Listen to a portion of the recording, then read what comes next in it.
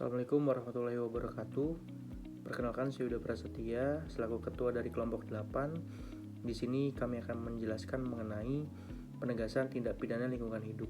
Adapun anggota dari kelompok kami yaitu Ali Satria Perdana, Rika Nabila, dan terakhir yaitu Diandra.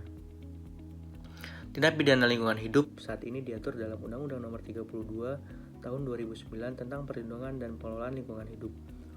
Pada bab 15 yaitu mulai dari pasal 97 sampai dengan pasal 120 UU PPLH. Pasal 97 UU PPLH menyatakan bahwa tindak pidana yang diatur dalam ketentuan pidana UU PPLH merupakan kejahatan yang berarti level perbuatan tercelanya di atas pelanggaran. Pada Undang-Undang Perlindungan dan Pengelolaan Lingkungan Hidup tahun 2009, perumusan deliknya bersifat delik material dan delik formil.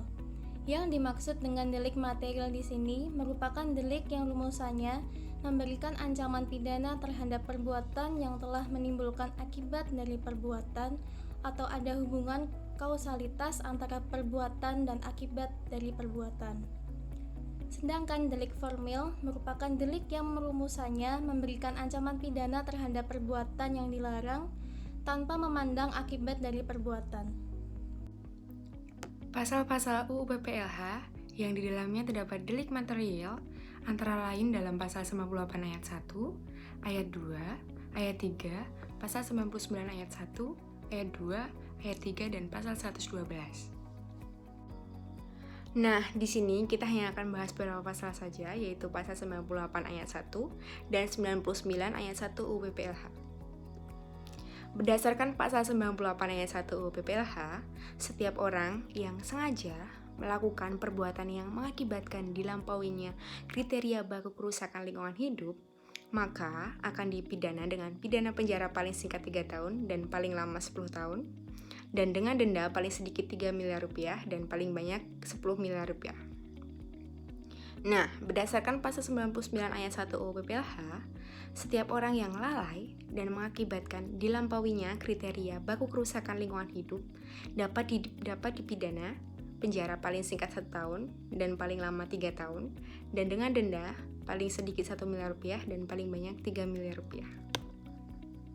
Selanjutnya saya akan menjelaskan mengenai pasal-pasal Undang-Undang PPLH yang di dalamnya terdapat delik formil, dimulai dari pasal 100 hingga pasal 115. Terkecuali pasal 112 karena di dalamnya terdapat delik material. Ini, kita hanya akan membahas 2 pasal saja. Yang pertama yaitu pasal 103 Undang-Undang PPLH. Berdasarkan pasal ini, setiap orang yang menghasilkan limbah B3 dan tidak melakukan pengelolaan, maka akan dipidana dengan pidana penjara paling singkat 1 tahun dan paling lama 3 tahun, serta denda paling sedikit 1 miliar rupiah dan paling banyak 3 miliar rupiah. Yang kedua yaitu pasal 108 Undang-Undang PPLH. Berdasarkan pasal ini, setiap orang yang melakukan pembakaran lahan maka akan dipidana dengan pidana penjara paling singkat 3 tahun dan paling lama 10 tahun, serta denda paling sedikit 3 miliar rupiah dan paling banyak 10 miliar rupiah. Penerapan sanksi pidana penjara dan denda pada pasal-pasal tersebut bersifat kumulatif, bukan alternatif. Jadi kedua sanksi akan diterapkan yaitu sanksi pidana penjara dan pidana denda, bukan salah satu di antaranya saja. Pemberatan sanksi dapat dikenakan bagi pihak pemberi perintah atau pihak pemimpin tindak pidana, yaitu diperberat sepertiga dari ketentuan yang sudah diterapkan.